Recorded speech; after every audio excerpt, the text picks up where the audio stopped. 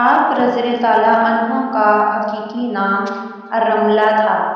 آپ رضی اللہ تعالیٰ عنہ کے والد ابی سفیان اور والدہ صفیہ بنت العاص تھیں۔ بعض مورخین نے آپ رضی اللہ تعالیٰ عنہ کا نام الرملہ اور بعض نے ہند بھی لکھا ہے۔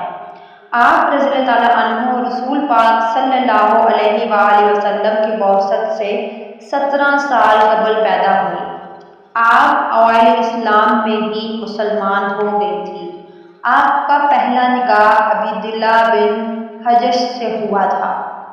عبیداللہ بن حجش حضرت عبداللہ رضی اللہ تعالیٰ عنہ بن حبش کا بھائی تھا۔ عبیداللہ بن حبش نے حبشہ حبیبہ رضی اللہ تعالیٰ عنہ کے ساتھ ہجرت کی۔ وہاں ان کی لڑکی حبیبہ پیدا ہوئی، جس کے نام پر ان کی کنیت حبیبہ مشہور ہو گئی۔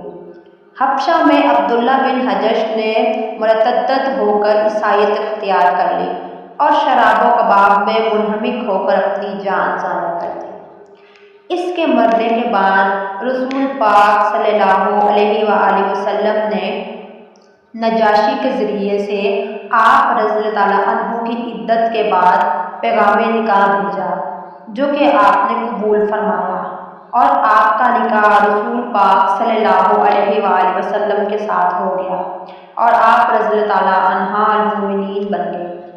ایک اور روایت کے مطابق آپ کا نکاح رسول پاک صلی اللہ علیہ وآلہ وسلم کے ساتھ حبشہ میں نہیں بلکہ مدینہ میں ہوا تھا۔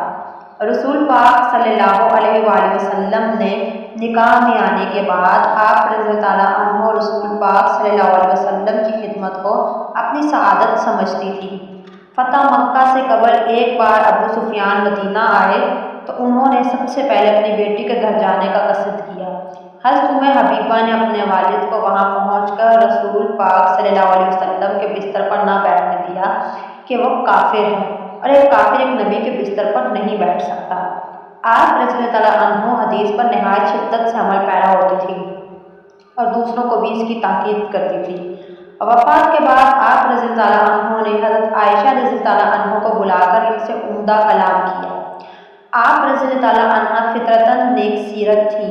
آپ رضی اللہ تعالیٰ عنہ سے کئی احادیث منقول ہیں۔ آپ رضی اللہ تعالیٰ عنہ نے 44 ہجری میں انتقال فرمایا۔ ان کے بھائی معاویہ رضی اللہ تعالیٰ عنہ بن ابی سفیان اس وقت حکمران تھے۔ ابن عساکر کی روایت ہے کہ آپ اپنے بھائی کو ملنے دمشق گئے اور وہیں آپ کا انتقال ہوا۔ آپ کی قبر دمشق میں ہے، لیکن دیگر مورخین کے مطابق آپ رضی اللہ تعالیٰ عنہ کا انتقال مدینہ میں ہوا اور آپ کی قبر بھی وہیں پر ہے۔ اور وفات کے وقت آپ رضی اللہ تعالیٰ عنہ کی عمر 73 برس تھی۔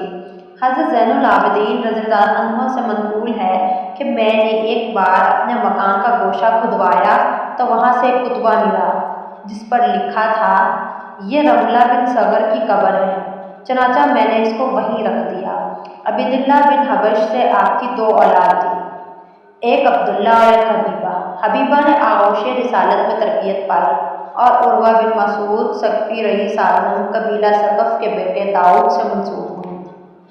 آپ رضی اللہ عنہ سے بخاری اور مسند احمد کی احادیث مروی ہیں۔